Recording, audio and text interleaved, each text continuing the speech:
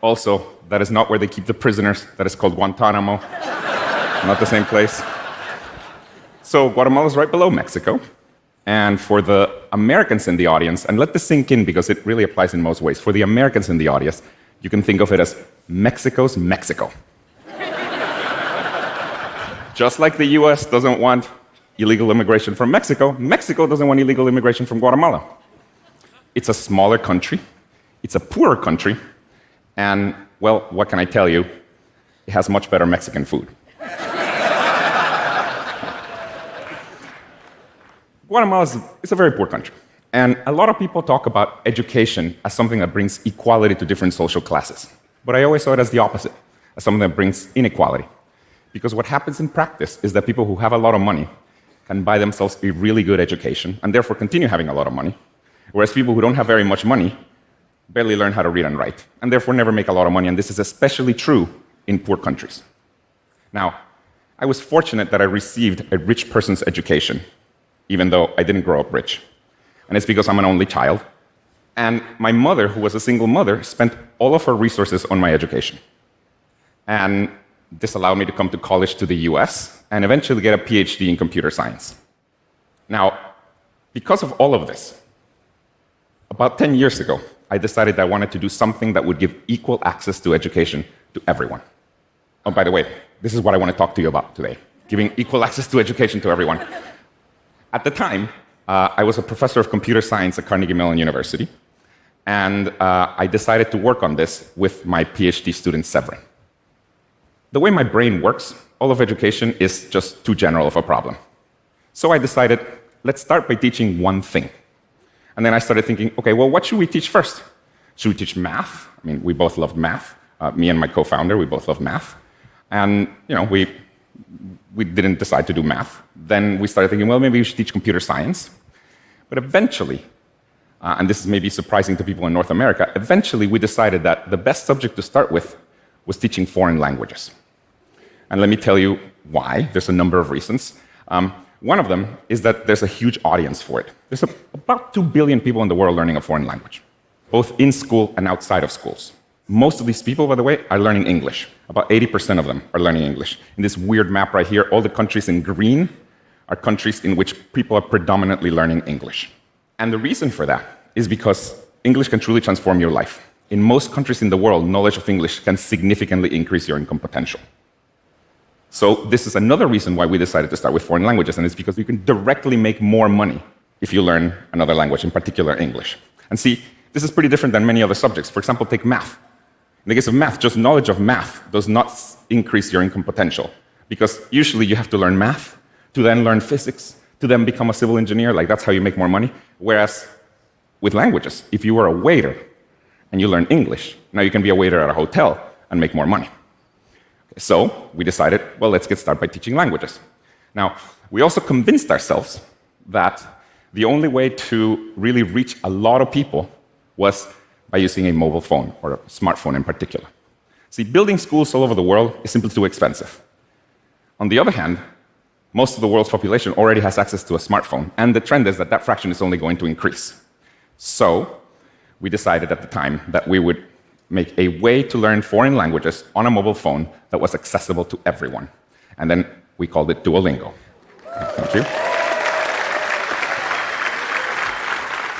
Now, in order to truly be accessible to everyone, rich and poor, Duolingo uses a freemium model to support itself.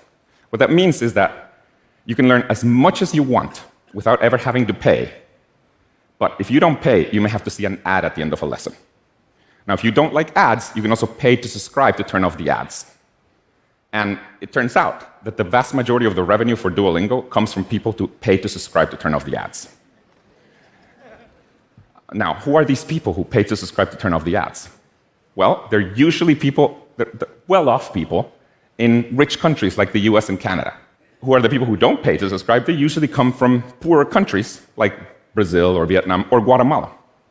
So what I like about this model is that it is a small form of wealth redistribution, because we're basically getting the rich people to pay for the education of everyone. So I like that. Yes. So great. So with smartphones, we can reach a lot of people, and we can even get the rich people to pay for the whole thing. This is great. However, if you're trying to deliver education with a smartphone, you run into a humongous problem. And it is that smartphones come equipped with some of the most addictive drugs that humanity has ever engineered. TikTok, Instagram, mobile games. See, delivering education over a smartphone is like hoping that people will eat their broccoli, but right next to it, you put the most delicious dessert ever made. If you really want to deliver education to everyone, not only do you have to make it accessible, but also you have to make it so that people want to actually learn. And with Duolingo, we've been able to do this. And at the highest level, the way we've done this is by making the broccoli taste like dessert. I'll say it another way. What we've done is that we've used the same psychological techniques that apps like Instagram, TikTok, or mobile games use to keep people engaged. But in this case, we use them to keep people engaged, but with education.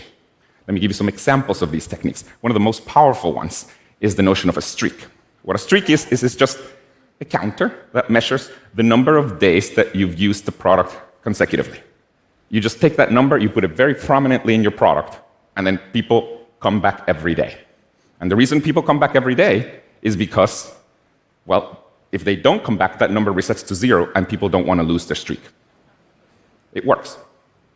Now, on the one side, streaks have been criticized for example, getting teens addicted to Snapchat. But in the case of an educational app, streaks get people to come back to study every day. Now, to give you an idea of the power of streaks, in the case of Duolingo, we have over 3 million daily active users that have a streak longer than 365. Yes. That means they haven't missed a day in the last year or longer. Now, fun fact about streaks. What country do you think has the longest average streaks for an educational app? It's Japan. Of course. Shortest average streaks? Latin America, baby. But we're fun. Hey, we're fun. Another important mechanism to get people to come back to your product are notifications. On the one side, notifications can be really spammy and annoying. But in the case of an educational product, people actually want to be reminded to learn. In the case of Duolingo, we have a very sophisticated AI system that basically chooses when to send a notification and also what to say in each notification to maximize the probability that people come back. Now, interestingly, even after all this sophistication, it turns out that the algorithm for choosing what time to send you a notification is pretty simple. You know what is the best time to send people a notification? Well, I'll tell you. It's 24 hours after they used the product last. Because, and there's an easy explanation. If you were free yesterday at 3 p.m., you're probably free today at 3 p.m. as well. So this is what a very sophisticated millions of dollars of AI found. It's funny. Now, with notifications, you shouldn't be spammy. And we're not spammy. With Duolingo, we actually stop sending notifications after 7 days of inactivity. So if you don't use Duolingo for 7 days, we stop sending you notifications. Now, at some point, it occurred to us, if we're stopping to send people notifications, we should let them know. So we started sending this notification to people saying, hey, these reminders don't seem to be working. We'll stop sending them for now. You know what people do when they get this notification? They come back. Passive aggressive. Works for my mother, works for Duolingo.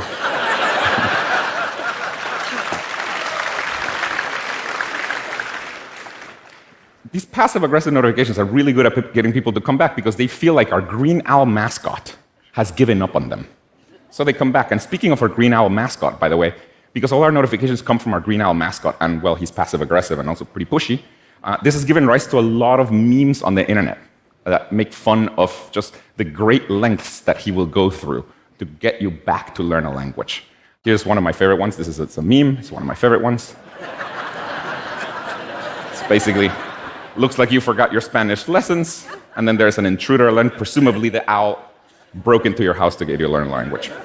Now, Duolingo has entered the zeitgeist, and there's thousands of memes, there's SNL skits about it, and it's because we've managed to get people to want to learn a language by using the same techniques that mobile games and social media use to get people engaged. And this is a really important point, let me say this. I don't actually believe that there's a way to make an educational app be as engaging as something like TikTok or Instagram or mobile games. But the good news is that And by the way, the reason I don't believe that is because ultimately you have to teach people something, and it's hard to compete with like cats and celebrities. But the good news is that I don't think you have to. See, here's the thing. When you're learning something, you get meaning out of it. Whereas when you're scrolling for 2 hours on Instagram, a lot of times afterwards, you feel like you just wasted your time. So I think it's actually okay if your educational product is only 80 or 90% as engaging as something like TikTok, because the other 10 or 20% will be provided by people's internal motivation, though, of course, not much more than that.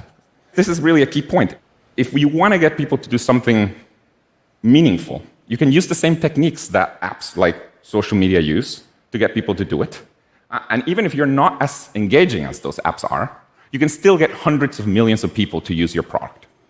In the case of Duolingo, for example, there are more people learning languages on Duolingo in the United States than there are people learning languages across all US high schools combined. And this is true in most countries in the world. My hope is that, well, I know we can do this, but my hope is that as humanity, we can do what Duolingo has done for learning languages, but for all other subjects, where we can get people to learn math with mobile phones, like millions of people to learn math with mobile phones, or physics, or whatever. I hope for a future in which screen time is not a bad thing, in which we can deliver high-quality education to everyone, rich or poor, using a mobile phone. But the single most important thing that I can end this talk with is a reminder to please, pretty please, I beg you, do your language lessons today. Thank you very much. Thank you.